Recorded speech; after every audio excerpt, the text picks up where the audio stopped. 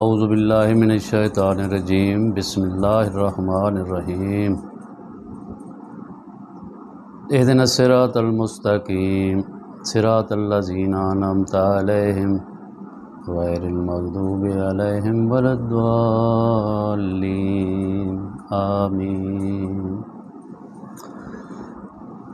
السلام علیکم ورحمۃ اللہ وبرکاتہ۔ سامعین اکرام،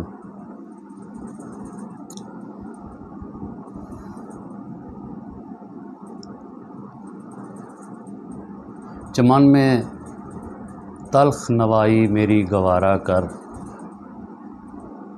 چمن میں تلخ نوائی میری گوارا کر۔ علامہ اقبال کے اس شعر کا مصرع ہے۔ سامعین، ہم آج کل جس دور سے گزر رہے ہیں وہ ایک بہت ہی پرفتن دور ہے، جس میں ہم سب بہتے جا رہے ہیں۔ ہماری اولادیں اس میں بہہ رہی ہیں۔ اس سیل رواں اور اس بہتے ہوئے شور سلاسل میں ہم نے خود بھی نکلنا ہے اور اپنی اولادوں کو بھی نکالنا ہے،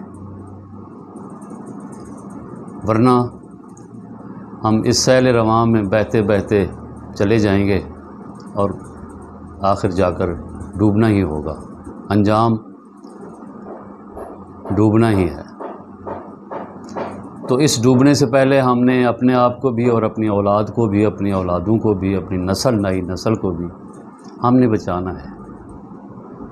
تو اس کو بچانے کے لیے ہم نے کیا کرنا ہے؟ سب سے پہلے ہم نے اپنے آپ کو دیکھنا ہے کہ ہم کس ڈگر پہ چل رہے ہیں، ہم اپنے شب و روز میں کیا کیا کرتے ہیں، کس طرح کرتے ہیں، کیونکہ ہماری اولادیں، ہمارے بچے وہ ہمیں ہی فالو کرتے ہیں۔ وہ دیکھتے ہیں کہ ہمارا باپ صبح سے شام تک کیا کرتا ہے۔ دنیا تو ہم کما لیتے ہیں، بچوں کو تعلیم و تربیت تو بہت زیادہ PhD تک کرا دیتے ہیں، لیکن کیا ہم نے کبھی یہ بھی سوچا کہ ہم جو کچھ یہ بو رہے ہیں کل کو اسی کو ہم نے کاٹنا ہے؟ ہم خود صحیح راستے پر چلیں گے تو ہماری اولادیں، ہمارے بچے ہمیں دیکھ کر صحیح راستے پر چلیں گے، کیونکہ بچے اپنے والدین کو ہی فالو کرتے ہیں اور ان کے والدین ہی ان کے لیے آئیڈیل ہوتے ہیں۔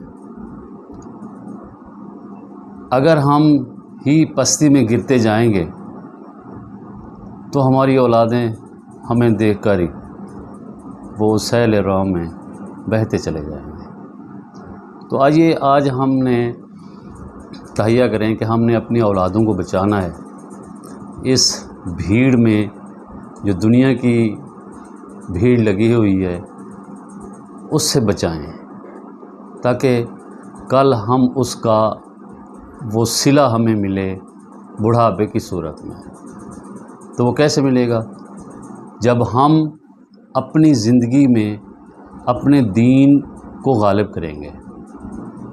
دنیا کمانے کے لیے ہے، دنیا کمائیں، کاروبار کریں،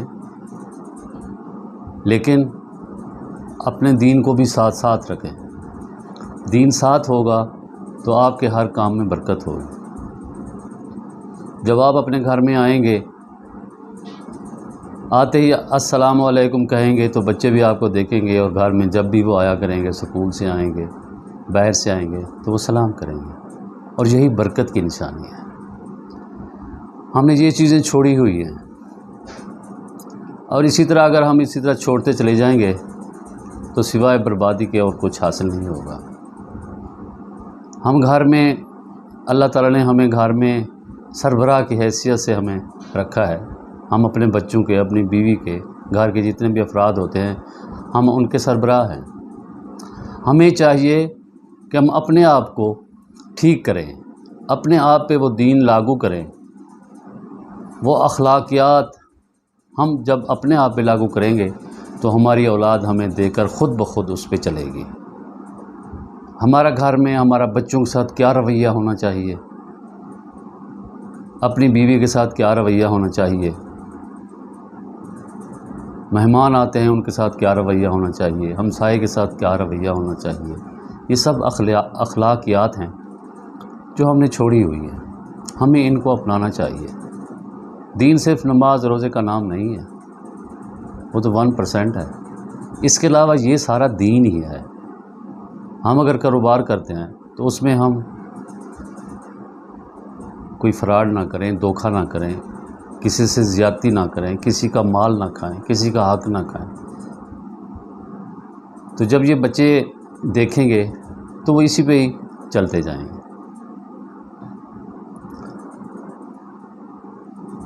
ہم اگر اپنی زندگی میں اسلام کو اپنے اوپر لازم کر لیں گے، اور یہ کوئی مشکل کام نہیں ہے، آپ صبح سویرے اٹھتے ہیں، نماز پڑھتے ہیں، اگر بچے سوئے ہوئے ہیں آپ نے ان کو جگانا ہے اور ان کو جگانا کہ بیٹا اٹھو نماز پڑھو، تو وہ اٹھ جائیں گے اور وہ نماز کے عادی ہو جائیں گے۔